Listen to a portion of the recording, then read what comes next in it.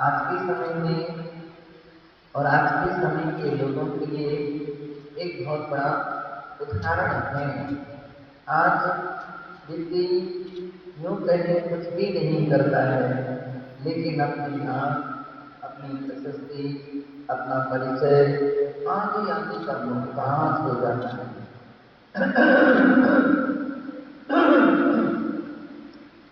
यह तो अतीतरा की संतों की महिमा प्राचीन काल से बनी आ रही है।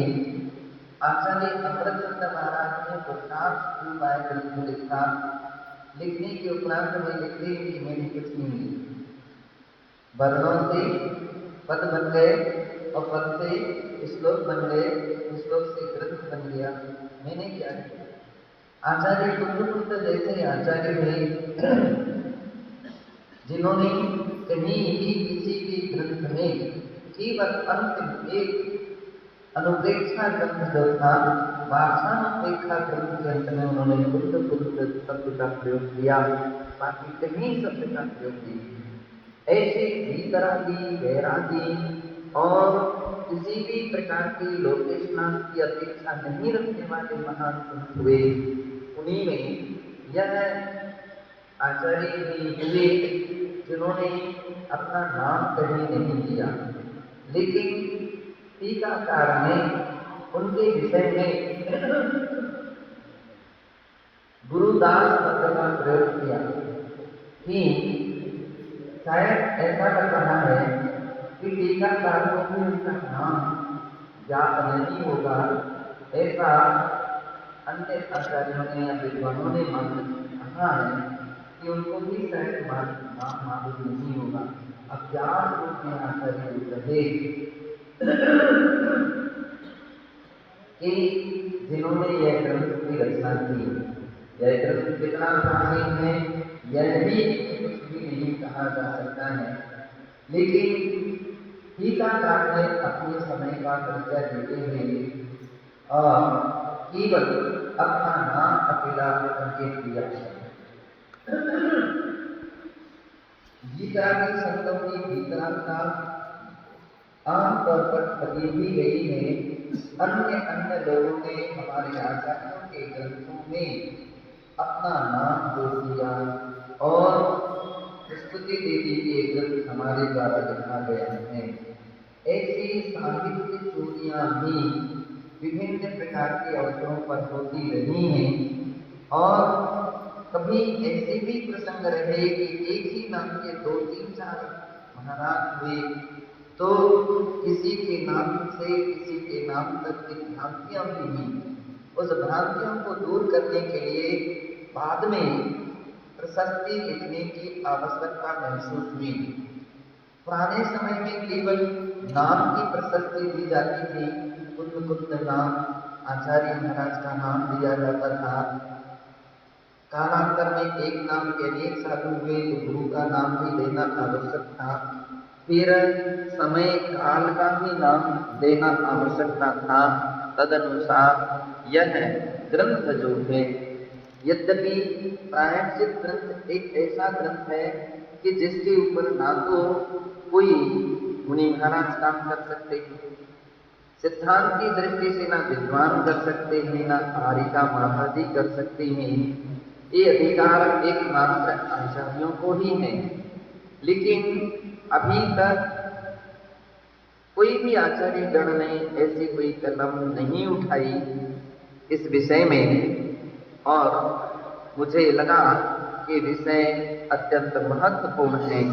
यदि हम इस विषय में कुछ शोध खोज नहीं करेंगे तो ऐसा का ही ऐसा रह जाएगा।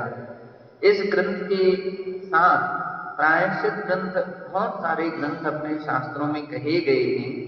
उनमें से मुख्य रूपेण 5 ग्रंथ हम लोगों को प्राप्त हैं और उन 5 ग्रंथों में से 3 ग्रंथ का अभी यहाँ आज कार्य पूरा किया गया है। एक तो मूल ग्रंथ जो था प्रायश्चित चूलिका जो थी, और उसके लेखक गुरुदास नाम के आचार्य महाराज हैं। दूसरी, इसके ऊपर एक संस्कृत टीका भी है जिसके लेखक श्री नंदी करके गुरु हैं। और तीसरा, नरेंद्र सेन नाम के आचार्य महाराज हुए, जिन्होंने अपने सिद्धांत सार ग्रंथ के अंतर्गत जो प्रायश्चितों का वर्णन दिया है, उनको तीनों को समाविष्ट करके हमने अभी आज तक यहाँ पर अच्छी खुशी प्रसन्नता है कि लगभग 1 महीने में ये कार्य अपना पूरा हो गया है। इसका शुभारंभ द्रागोदय पथरिया में प्रारंभ किया था 15 फरवरी से, और आज 1 अप्रैल है। करीब करीब 35 दिन 36 दिन यह ग्रंथ पूरा हुआ है। इसकी मुझे बड़ी प्रसन्नता है कि जिस प्रकार से ऐसे ग्रंथ सामने आए, क्योंकि मुझे ये भी लग रहा है बहुत सारी बातें ऐसी हैं जो आमतौर पर प्रायश्चित क्या देना चाहिए ये भली प्रकाश में ना आए, लेकिन ये अमुक दोष हैं, ये अमुक अपराध हैं, ये गलतियां हैं, ये बातें भी आम साधुओं के या श्रावकों के या माताजियों की दृष्टि में आना चाहिए, ताकि वे उनसे सावधान रह सके। मैंने पूरी सावधानता से, विनय और सम्मान की दृष्टि से ये सभी कार्य अनुवाद के रूप में किए हैं। फिर भी बहुत सारी मिस्टेकें रह सकती हैं, जैसे कि आचार्य स्वयं अपने आप में लिख रहे हैं, अज्ञाना जन्मया बद्ध मागमस्य विरोधकृत तत्सर्वमागमा विज्ञाना क्रोधयन्तु विभत्सरः विमत्सरः। अर्थात अज्ञानादि मया, अज्ञानात् मया, अज्ञानता के कारण से कोई भी सच्चे ज्ञानी दिगंबर मुनि जान करके कोई भी गलत लेखन नहीं लिख सकते हैं, लेकिन फिर भी यदि मया मेरे द्वारा अज्ञानता परक कहीं आगम से विरोधकृत, आगम से विरोधी वाक्य शब्द लिखे गए हों, और उसके विषय में भी उन्होंने कहा प्रथमानुयोग, चरणानुयोग, करणानुयोग, द्रव्यानुयोग रूप जो आगम अथवा परमागम, शब्दागम, युक्तागम, ये 3 प्रकार के आगम का टीका में प्रयोग किया है। उससे विरुद्ध कहीं मुझसे कुछ अज्ञानवश प्रसाद लिख गया हो, वह सभी दोषों को आगमाभिज्ञ हर व्यक्ति कलम ना चलाए।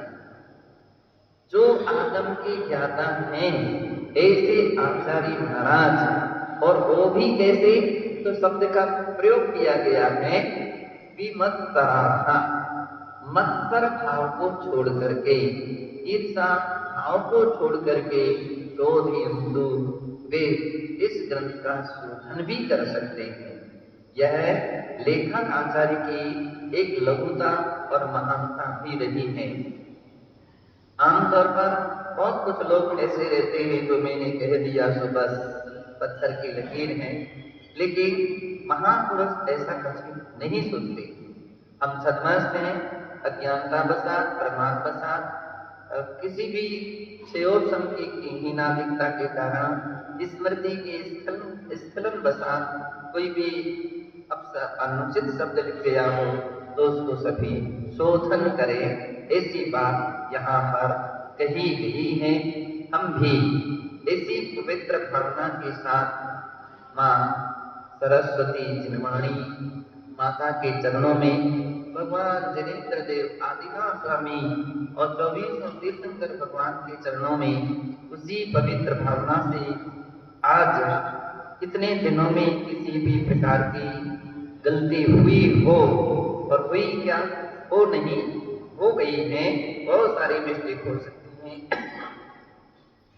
विनय में, आदर में, सम्मान में, उन सब के लिए हम मन वचन काया से क्षमा मांगते हुए भगवान से प्रार्थना करते हैं, जिनवाणी से प्रार्थना करते हैं कि मुझे ऐसी शक्ति दें कि कभी भी कोई गलती ही ना हो, किसी प्रकार की कोई त्रुटि ना हो, किसी प्रकार की कोई मिस्टेक ना हो, ऐसी उनके चरणों में बारंबार नमस्कार करते हुए खुशी प्रकट करते हुए आज अमृत धाम इस अमृत तीर्थ इस क्षेत्र पर भगवान आदिनाथ स्वामी के चरणों में और चतुर्वेद संघ उपस्थित जन समूह के बीच में यह ग्रंथ आज समापन की ओर हो रहा है।